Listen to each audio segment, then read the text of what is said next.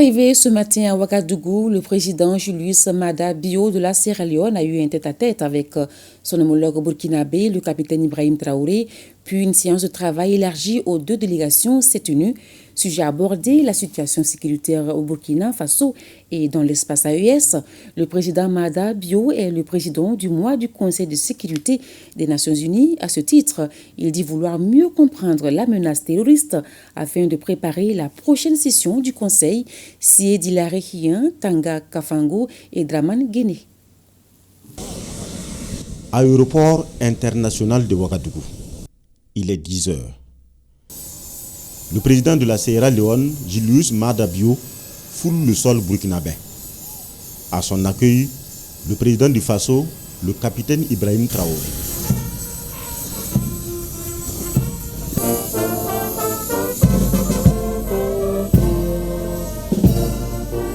Julius Maada Bio est à sa toute première visite au Burkina, une visite de travail et d'amitié. Les deux hommes d'État se retranchent pour une séance de travail élargie aux deux délégations burkinabé et sierra-léonaise. Le président du mois du Conseil de sécurité des Nations Unies veut s'imprégner de la situation sécuritaire, la menace terroriste qui prévaut au Burkina et dans l'espace sahélien. And I'm coming this late, but it's better late than never. Je suis arrivé un peu tard, mais mieux vaut tard que jamais. Cette visite de travail, c'est pour échanger avec le président du Faso sur la question du terrorisme au Burkina Faso et dans le Sahel, voir combien ce terrorisme perturbe la paix dans la région. J'ai eu des échanges approfondis avec le président du Faso et désormais, j'ai suffisamment d'informations dont j'ai besoin en tant que membre de la CEDEAO et aussi en tant que président du mois du Conseil de sécurité de l'ONU. Car dans quelques jours, je serai à New York pour présider le Conseil de sécurité et j'ai besoin d'avoir des outils nécessaires sur ce qui se passe au Burkina Faso et dans la sous-région. Le président Julius Maada Bio a également eu un tête-à-tête avec le président du Faso, le capitaine Ibrahim Traoré, pour encore un tour d'horizon de la situation sécuritaire. C'est dans l'après-midi que l'hôte du jour regagne l'aéroport et s'envole pour Freetown, mieux outillé pour le prochain Conseil de sécurité des Nations Unies à New York. Le président du Faso, le capitaine Ibrahim Traoré, a procédé ce matin à la pose de la première pierre d'une unité de production d'argile calcinée et de parking solaire à la zone industrielle de Kosolo dans l'arrondissement 4 de Ouagadougou. Ce projet va contribuer à la préservation de l'environnement, la création d'emplois directs et au développement durable du Burkina Faso. Le point avec Salifou Belem et Sekou Zongo. Voici en miniature la future unité de production d'argile calcinée et son parc solaire. Le projet est ici officiellement lancé par le président du Faso, le capitaine Ibrahim Traoré. Une nouvelle ère pour l'industrie de cimenterie au Burkina Faso. Cette pose de première pierre qui marque le début de la réalisation de deux projets, notamment l'unité de calcination d'argile et sa centrale solaire, est un engagement en faveur du développement endogène et durable du pays des hommes intègres. Cette initiative est l'illustration parfaite de notre politique d'industrialisation. Il s'agit de prendre la matière première sous notre sol, la transformer ici dans l'unité de calcination, et je dirais en matière secondaire, qui va finir maintenant dans la cimenterie en produit fini, qui sera consommé ici au Burkina. Donc c'est tout ce que nous souhaitons, que nos matières premières puissent être transformées sur place. Il y aura beaucoup d'emplois qui seront créés, tant au niveau du jugement exploité qu'au niveau de l'usine de calcination ici et aussi au niveau donc de la cimenterie. Et je pense que l'unité solaire qui accompagne doit permettre de baisser les coûts de production. Et nous espérons que dans quelques années, cette technologie qui va se vulgariser permettra de réduire donc les coûts du ciment. C'est ce que nous espérons. Donc c'est un signal fort. Nous les encourageons et nous encourageons donc tous les opérateurs à investir dans ce sens de transformation donc de nos matières premières et inviter les investisseurs étrangers qui doutent encore donc des capacités du Burkina, que le Burkina est une aubaine d'investissement et toutes les commodités sont mises en place pour pouvoir les accompagner. Le Burkina Faso est donc dans une dynamique d'industrialisation tout en tenant compte de la protection de son environnement. L'unité de calcination d'argile va fonctionner exclusivement avec l'énergie solaire et le surplus de l'énergie sera reversé dans le circuit de la Sonabel. La valorisation de matières premières locales en remplacement de la matière importée à coût de devises fortes. L'utilisation d'une nouvelle technologie d'argile calcinée selon les derniers standards du secteur cimentier mondial. La promotion d'une énergie verte et l'augmentation de son ratio dans le mix énergétique du pays. Et enfin, l'accroissement des recettes fiscales de l'État d'un montant de 9 milliards de francs CFA pour les 5 prochaines années. Le coût global de réalisation de cet ambitieux projet est estimé à plus de 33 milliards de francs CFA. Le groupe CIMAF affiche ainsi sa détermination à participer pleinement aux côtés du gouvernement burkinabé la concrétisation des programmes de développement et d'industrialisation. Par la voix de son président, le groupe annonce ici une augmentation de la capacité de production de ses usines pour ainsi accompagner les perspectives de croissance du marché du ciment au Burkina Faso. Au Niger, le ministre du Commerce et de l'Industrie a visité 3 nouvelles unités industrielles, à savoir EcoWaste Solutions, société de recyclage de déchets plastiques en phase de test, Monistil, usine de production de fer à béton en chantier, et la société de fabrication de nattes en plastique du groupe Tambari Trading. Seydou Asman est allé au nom du chef de l'État féliciter et encourager les jeunes promoteurs de ces entreprises. Gérard Abdelaziz et Askou Djibrila. S'enquérir de la situation des nouvelles entreprises créées par des jeunes agréés au Code des investissements. Tel est le but de cette visite terrain du ministre en charge du commerce et de l'industrie de ce mardi 6 août 2024.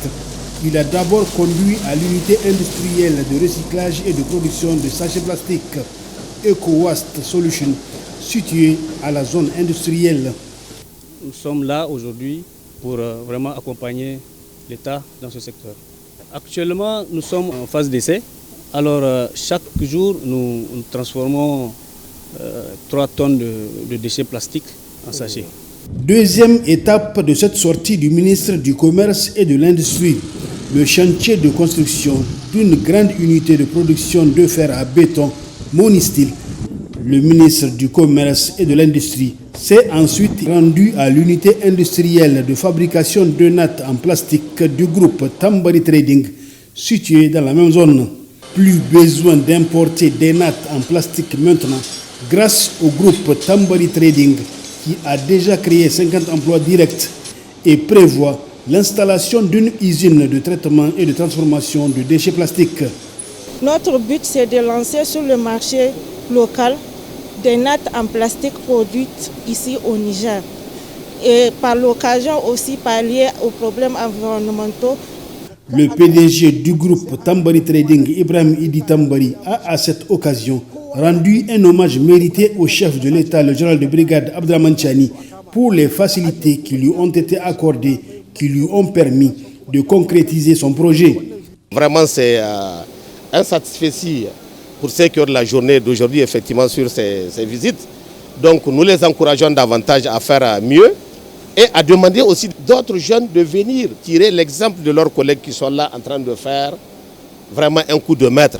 Il faut noter que le ministre du Commerce et de l'Industrie, Seydou Asman, a, au nom du chef de l'État lors de cette visite, félicité et encouragé les jeunes entrepreneurs et prodigué de sages conseils aux jeunes employés. Ici, au Mali, l'état-major général des armées informe l'opinion nationale que la période du 6 au 9 août 2024 a été marquée par d'importants succès du NOFAMA sur le théâtre des opérations. Le lundi 7 août 2024, aux environs de 18h30, le poste de sécurité de Kouakourou, dans la région de Mopti, a fait l'objet d'une attaque terroriste. La réaction de nos forces armées a été foudroyante et les combats très violents se sont poursuivis après le crépuscule avec l'intervention du vecteur aérien FAMA. Le jeudi 8 août 2024, les vecteurs aériens des FAMA ont procédé à une frappe chirurgicale dans la région de Kidal, zone de Tinzaouaten. Au cours de cette opération, un blindé camouflé a été détruit et plusieurs terroristes neutralisés. En outre, nos vaillantes Fafama poursuivent leur lutte triomphale contre les groupes terroristes et leurs alliés. Plusieurs terroristes ont été neutralisés et de nombreuses caches d'armes détruites.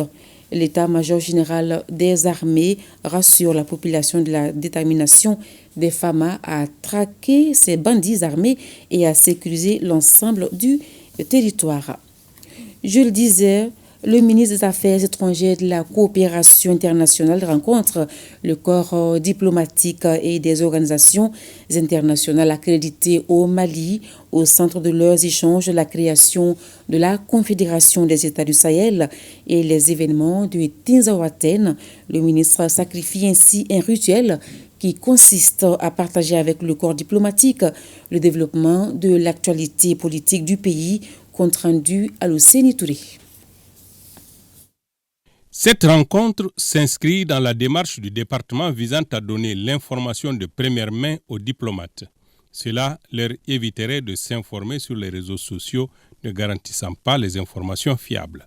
Notre rencontre d'aujourd'hui aussi n'est pas nouvelle, elle s'inscrit aussi dans le cadre d'échanges réguliers que nous avons souhaités avec tous les membres du corps diplomatique pour que vous puissiez connaître la version, la vision du gouvernement sur ces questions et que vous ne continuez pas à être alimenté par des réseaux sociaux qui, nous savons, ne constituent pas toujours des sources fiables d'informations et que nous puissions aussi avoir des échanges avec vous pour établir un canal de communication, ce qui s'inscrit dans le cadre de notre volonté aussi de continuer à communiquer avec l'ensemble des représentants de pays et d'organisations représentées au niveau du Mali.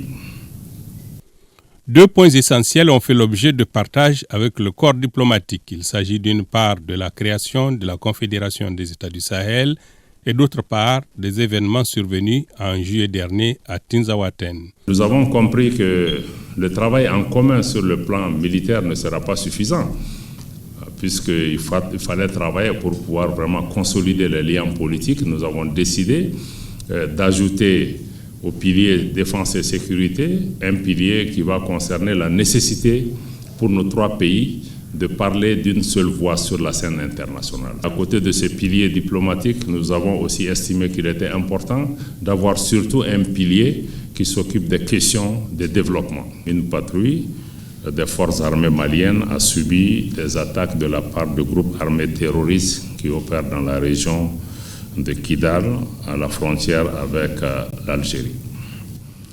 Lors des combats, il est très vite apparu que des éléments terroristes initialement engagés ont bénéficié de renforts importants venant de pays voisins en particulier. C'est ainsi que s'est mise en place une coalition plutôt inédite entre deux organisations qui se sont toujours combattues.